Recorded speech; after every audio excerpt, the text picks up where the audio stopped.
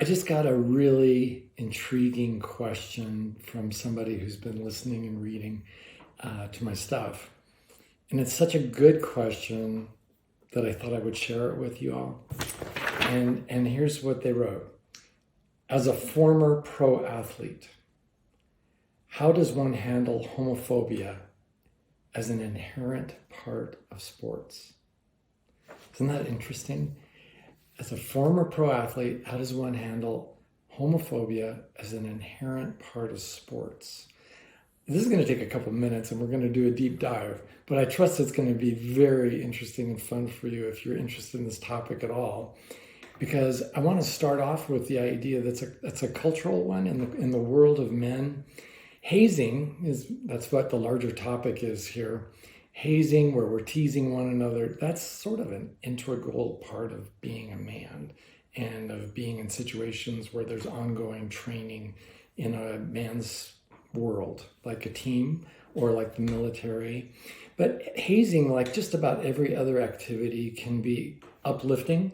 It can be helpful to the overall goals, or conversely, it could be very destructive. Edward O. Wilson, who happens to be a personal hero of mine, he died about 1.5 years ago. While he was alive, he was referred to as the living descendant or living exponent of Charles Darwin. And he had so much to say about our being a eusocial species, not just a social species, but a species that had achieved a very high degree of eusociality. He also acknowledged we still have all those genes that are about survival of the fittest individual. So here's what happens in sports, and specifically in regard to hazing. We've got this part of us who really wants to build up the team. And that part would be reflecting our eusocial values like courage, tolerance, even self-sacrifice. And then there are those other values that are really that promote individual survival, like selfishness, hypocrisy, laziness. The weird thing is, and as Wilson observed, we're trapped with both sides of ourselves as humans. Not that there's a religious explanation here. It's not that one is the sinful part and the other one is the good part. No, to use a phrase from Nietzsche, this is beyond good and evil. It has to do with our human nature. And there are times when being selfish is the adaptive choice. Even hypocritical might be an adaptive choice under certain circumstances. But when it comes to a team and the issue of homophobia, the question is, are we going to be building up the team or not? And that's a big question. Because it has to do with character, of course. And if we presume that he's correct when he presumes, he or she, whoever this athlete is, when they presume that homophobia is an inherent part of sports, let's assume that it is. And that it's not just an inherent awful part of sports, but it's an actual gift because it's a test. It's a test of character for everyone involved. So I can be that guy who uses my heterosexuality, or at least my assumed heterosexuality, as the basis for becoming, a predatory sex policeman.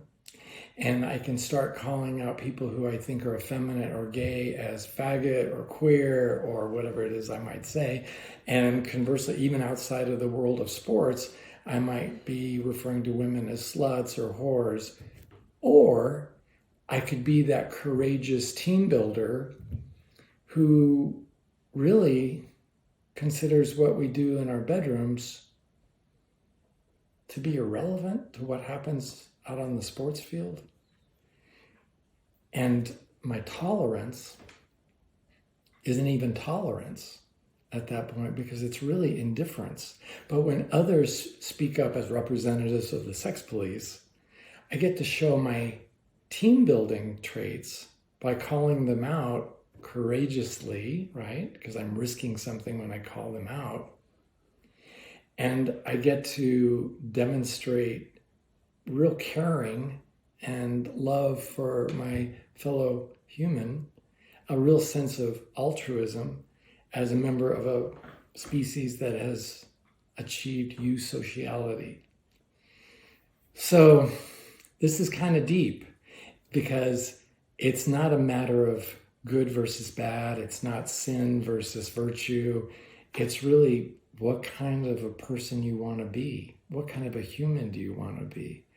I don't think there are any great athletes who simultaneously carry the sex police badge in their pocket, because I think great athletes are focused on athleticism.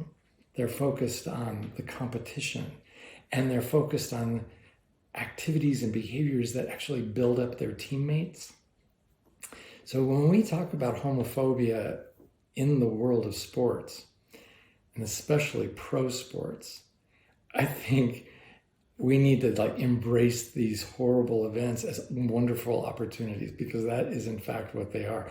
We, in that very moment, can go ahead and continue to tear down the team by attacking the individual members, accusing them of being too butch if they are women, or too effeminate if they are men, and calling them by all the appropriate names.